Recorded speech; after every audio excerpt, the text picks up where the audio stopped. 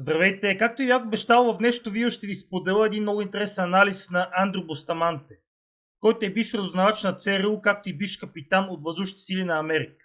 Той прави един изключително интересен анализ, по мое мнение, и споделя, че всички тези събития около метежа на Пригожин са много добре инсцениран и обмислен ход на Русия, да може да преразпредели голямо количество от войските си на северната граница на Украйна, като по този начин да вкара правителството на Украйна в патова ситуация. Да трябва да решат дали да пратят всичките си войски на юг, където се водят бойните действия и тяхната прословута контраофанзива, или да оставят част от войниците да пазят столицата. Така че това ще бъде доста трудно решение за тях, което те ще трябва да обмислят доста добре. И в подкрепа на тези думи на Бустаманте искам да ви покажа на карта какво е движението на групата на Вагнер. Мисля, че до голяма степен, като видите как точно се движат Вагнер, ще разберете, че има доста резон в думите на Бустаманте и че може би е прав. Нека ви покажа за какво ви говоря. Ето я картата. Значи Вагнер първо тръгват към Ростов на Дон. От тук надолу. Оттам решават да тръгнат нагоре за този марш на справедливостта. Нагоре към Воронеж. След това продължават нагоре към Москва. Рязко завиват и тръгват към Беларус. Върват и познайте къде правят базата. Надолу и точно тук. На 100 км от Киев. Както виждате, на 100 км от Киев. Точно, случайно точно тук да направят базата. Така че не знам, вие решете, случайност ли е или не е. Всеки сам да си реши. А сега стига, вече съм плямпал, нека ви пусна и самия анализ на Андрю Бустаманте. Приятно гледане. Hey everybody, my name is Andrew Bustamante and I am a former CIA intelligence officer, and I just want to weigh in really fast on what the whole world just saw happen between the leader of the Wagner group, Prigozhin, and the leader of Russia, Vladimir Putin, and now this new twist with leader of Belarus, Lukashenko. So first, if you recall, on Friday there was accusations that Prigozhin was leading a coup against Russia's President Putin, and that this military buildup, this military move by the Wagner Group leader into southern Russia was potentially like the turning point, the tipping point for what Western media for a long time has been expecting, that somehow there would be some popular uprising from within Russia that would take down President Putin.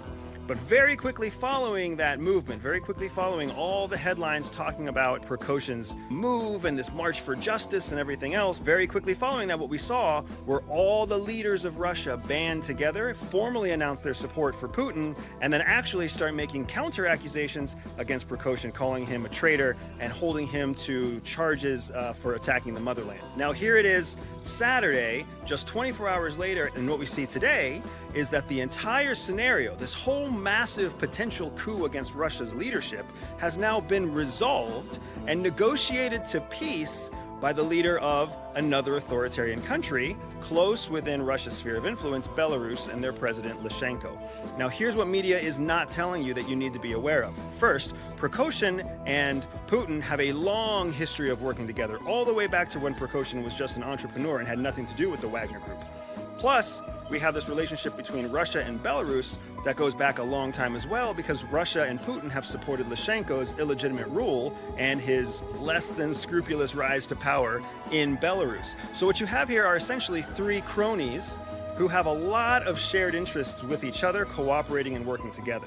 Now, add on to that mix the fact that we also have a very recent new counteroffensive that was launched by Ukraine trying to push Russia back. And that counteroffensive has not gone well. It has not gone according to plans. In fact, recent headlines from as early as just a few days ago, coming out of CNN and other news sources in the United States, have talked about how senior intelligence leaders and senior White House officials have commented exactly that the counteroffensive has not met the expectations of the West and are failing to meet the expectations of Ukraine. So against this backdrop of a struggling counteroffensive by the Ukrainians, you then have this surprise attack from Wagner into southern Russia that is immediately resolved, where everybody is pardoned, and Wagner has permission now from both Russia and Belarus to move his 25,000 person army from southern Russia into Belarus. Well, guess what else was moved to Belarus winter of last year? About 30,000 Russian troops. So now, if you put the two forces together,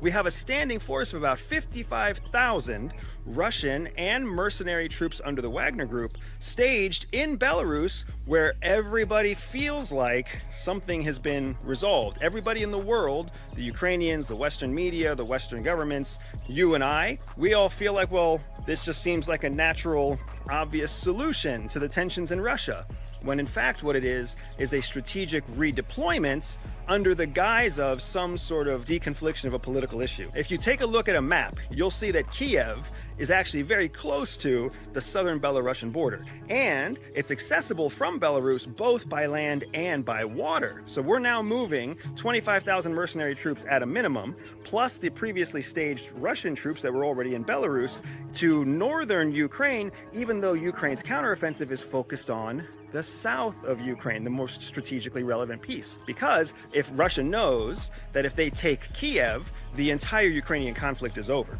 Strategically, they've been fighting in the south because the south is where they have the land bridge, the south is where they have strategic dominance between Crimea and the multiple port cities leading all the way over through the Black Sea. But they also know that strategically, if they take Kiev in one fell swoop, then they own the center of government, and they can essentially put the current Ukrainian government into a position where they have to flee and they take control of the country. So don't be misled here. Don't think that what you're seeing is Russia having infighting and some power grab for control from inside. Instead, remember that we're in the middle of a giant information war.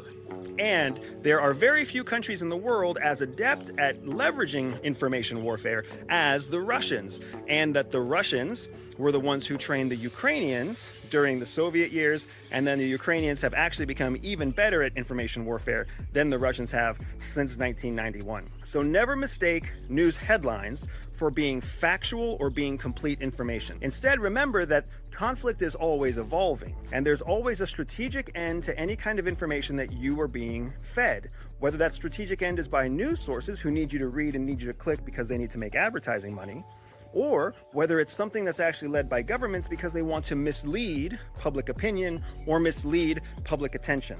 Right now, everybody's very focused on, oh, is there going to be an uprising inside Russia? No, there is not about to be an uprising from within Russia. Instead, what we saw was a formal statement of allegiance and alliance from multiple regional governors within Russia, as well as senior government officials, as part of this Wagner Group issue, which, if you haven't already started asking yourself the question, was the whole thing orchestrated?